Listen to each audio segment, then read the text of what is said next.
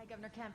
This morning you did an interview in which you stated that had the MLB actually come to you and talked about specific problems they had with the bill, that you'd be happy to do it. I wonder if you can talk about... Well, I said I'd be happy to discuss it. To discuss it. Now, if they had come to you with specific problems, which parts of the bill would you have specifically been amenable to adjusting or discussing during this process? You're asking me to answer a non-existent question. Which parts of the bill would you have been open to discussion about? That's the point. No one has brought up any specifics in the bill. If you look at all the statements that are out there, look at all the statements, not one complaint. They know they obviously can't complain about us adding access on the weekends. They can't complain about us using a voter ID requirement in Georgia, which you can get a free one if you don't have one. We've been doing that since the mid-2000s for in-person early voting, where prior to this election, 97% of the people, 95% of the people voted that way, instead of using an arbitrary signature match that was problematic, took forever, and was driving our local elections officials crazy because we had a 351% increase in absentee ballots. They are not complaining, well, some of them have complained about drop boxes, like we're taking something away. For people that don't know and have not read the bill, like Joe Biden, we've never had drop boxes in our legislation in decades in Georgia. We do now, for the first time ever, codified in the law. They were used last election because of an emergency order by the state election board, not by the members of the General Assembly standing behind me. We have done that this year. We are requiring the local elections officials to do continuous counting so you don't have breaks and have doubt and confusion and the inability for either party to monitor the process. No one has said anything about any of those provisions. The ones that have complained about the water issue are factually wrong, including the president. A voter can bring food, they can bring water, they can order a pizza while they are standing in line. But we're not going to let the NRA or the Sierra Club hand out pizza or water to people that are in line within the boundaries specified in the law. If you're 1 foot over that boundary, you can set up a table and hand out water, pizza, or whatever else you want. Governor, can I... So I stand ready to answer questions on specifics of the bill. And if you have one, I'll be glad to do that. That would be great. I was wondering if you could respond to some of these following specifics on how they do not restrict voter access, such as the banning of mobile voting centers like the ones used in Fulton County. You said the codifying of the drop boxes that had not been in law before, but effectively reduces the number of them compared to what was used in the November election in Fulton County. Reducing the amount of time for voters to request absentee ballots and banning the automatic mailing of applications for absentee ballots to voters. Well, I would tell you that I think all of these things, there's plenty of legislators that can talk to you individually after the press conference, but I know myself and a lot of them got a lot of these questions. First of all, on the drop boxes, there's a very simple formula that is now going to be used on the drop boxes for all counties. There are counties, you know, people are saying we are taking something away with drop boxes. There's counties that did not have a drop box last election. Now, every county, was it 49? 49. Now every county will be required to have one drop box. And keep in mind, if you are a voter, you have plenty of time to mail your ballot. But if you feel uncomfortable like that, you can do like I did, because I was under COVID quarantine and didn't want to go in the polling location. I went and dropped mine into a drop box. You can still do that. It's in a secure location now. Even the days leading up to when it's very close to the election, you can take your ballot and hand it off to the local elections official if you don't feel like you're going to have time to mail it. In regards to the mailing days, the U.S. Post Office recommends 14 to 15 days cutoff before the election. This bill has it at 11. You know who asked us to do that? Who asked the members of the General Assembly to do that? The Association of County Commissioners of Georgia. They represent county governments that, per the Constitution, run the election. Because you had so many ballots that weren't mailed on time, they weren't received on time, they weren't mailed on time, they come in after the election and they don't count. You still have weeks and weeks to request your absentee ballot. But now we are cutting that deadline a little bit shorter at 11 days prior to the election to make sure the voter has time to get their ballot back where it will be counted. There are reasonable mechanical fixes that are in this bill that this General Assembly, you know, a lot of people talk about how quickly this was done. The Speaker of the House set up in the committee to work on this issue before the end of the year. The legislative session right here in this building started the second Monday in January, and the bill was just completed a little over a week or so ago. So this has been going on for months, this negotiation between the House and the Senate, and then our office to get to this final version. You just mentioned the timeline for how this bill was developed and passed. I know it was the last few months, but is the timing of this based on your belief that there was some fraud in recent elections in Georgia? Well, certainly everybody wants to bake in to the people of our state and everyone around the country that that's what's going on here. And you know, I'll let the legislators speak for themselves, but I know myself, our team, a lot of the legislators we were working on, and listen, I realize people have all kinds of different of opinions and beliefs about the 2020 election.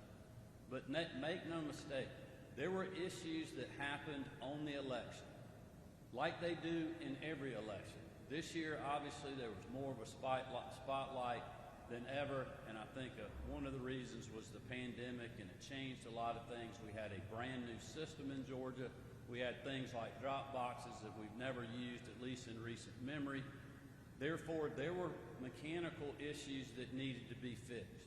There were reasons to try to figure out a better way, a more accessible way, and a more secure way for us to hold elections. And there is nothing wrong with that. We shouldn't apologize for wanting to make it easy to vote and hard to cheat.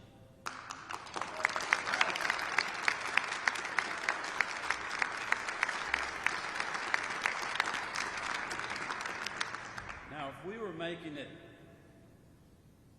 less easy to vote and harder to cheat, then maybe there's an argument for boycotts and protests and moving all-star games.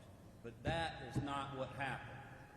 What happened was Georgia is going to have secure, very accessible, and fair elections in the future in this state.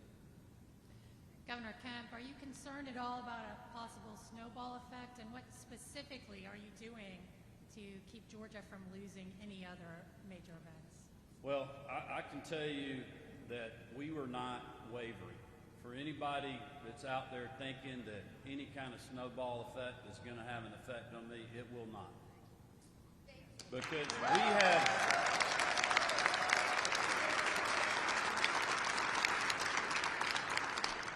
we have worked in good faith with the business community, with the chambers of commerce, with some of these same companies that have flip-flopped on this issue. We had worked with their folks, and they knew exactly what was in this bill. And I'll let prior statements and statements after that speak to that fact. But I know in my heart what is in this bill. This bill is creating more accessibility and for us to continue to have better processes in the state that are secure for every voter, no matter who you are. And I don't think we need to apologize one bit for that.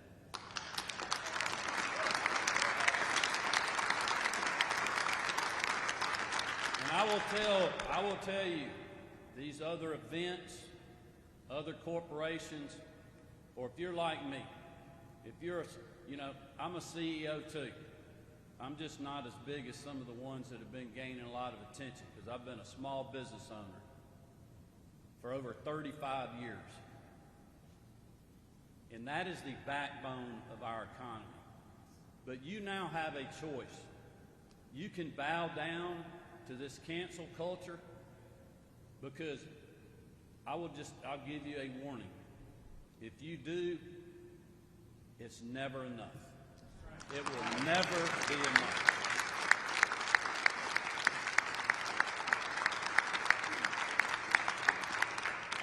Now is the time for us to speak out and hold people accountable.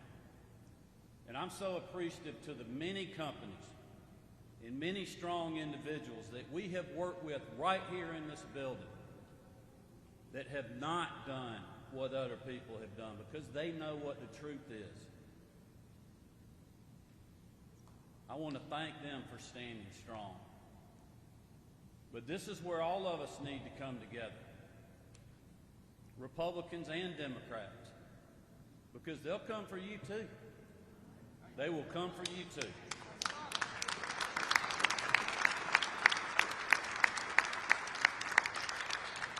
Governor Kemp, thanks for taking questions. My question's about some of the earlier drafts of this bill during the legislative session that did take away Sunday voting, that did eliminate no excuse absentee voting. Does that speak to you to any of the original intent of some of this legislation as far as access to the ballot box? Look, I think you make a great point. That's what the other side thought we were going to do when they reserved Jim Crow 2.0 weeks ago. They wrote the playbook for how they were going to react and how they were going to pressure people based on what they thought was going to be in the final version of the bill. But I give a lot of credit to our team, to the Speaker of the House, to the leadership in the Senate, and the members of the General Assembly that kept giving and taking. And that's what you do in these buildings when you have a Senate and a House and you have an executive branch. And the bill cannot become law without all three of them. You got to pass both chambers and you got to get the governor to sign it. And through that negotiation and through talks with these companies that have now flip-flopped on the issue, we got to what's in the final version of the bill. And that is what's law, not what somebody was going to do. Governor, thanks for taking questions. Your campaign, I have seen, has already started to campaign off of MLB moving the game. Democrats have already started politicizing Senate Bill 202, which you signed. What do you make of this politicization, and what kind of impact do you think it'll have on the 2022 election cycle? Hey, I'm in the fight, politically and as the governor of the state of Georgia.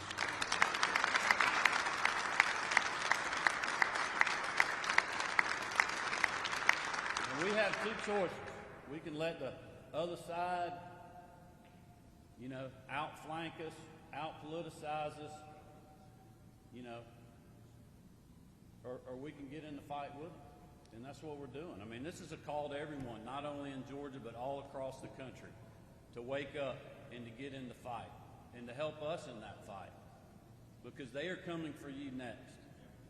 I mean, what sport are they going after now?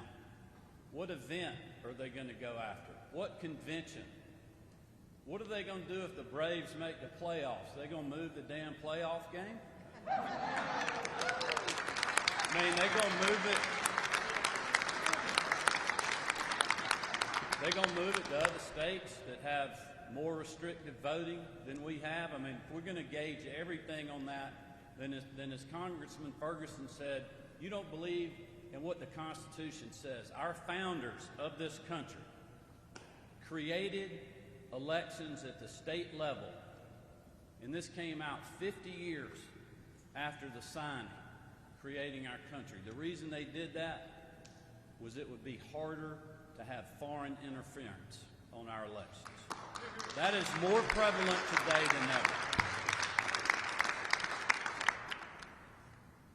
that's why, and you could go back and document the record. When I was Secretary of State, even when other of my colleagues, other Secretary of States were pushing agendas in places like California and Oregon and other places about vote by mail, same-day voter registration, no photo ID, you know, all these different things. I didn't like that. I thought it was a bad idea from having secure elections, but also supported their right to do that because of what the Constitution said. And that is what all of this is about. They are trying to pressure these corporations into supporting H.R. 1 and S.R. 1 to undermine our elections in the states and make an unconstitutional power grab in Washington, D.C. Governor Kemp, my name is Abednego Don. I'm a Georgia resident. I live in Gwinnett County. I appreciate your courage.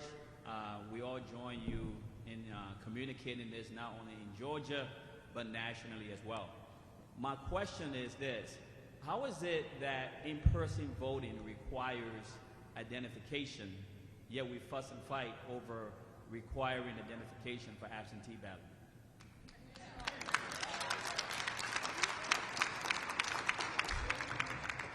Well, thank you for that, and thank you for being here. And I think you make a very good point about the photo or voter ID requirement. And I will just tell you, on behalf of a lot of my friends in the General Assembly, some of them that I served with myself when I was in the legislature, there has been a lot of thoughtful discussion about how we do that and answer those questions. Well, what if you don't have a copy machine at your house and you can't include a photo ID? That's why you have where you can simply write the numbers down and other ways that you can request an absentee ballot. And again, I looked at this morning because I had a question about this on the free voter ID requirement.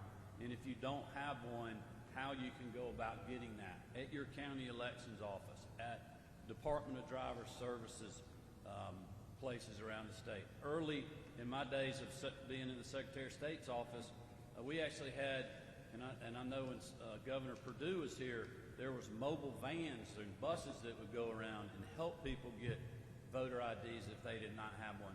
That all still exists in our state. I doubt there's very many people that do not have.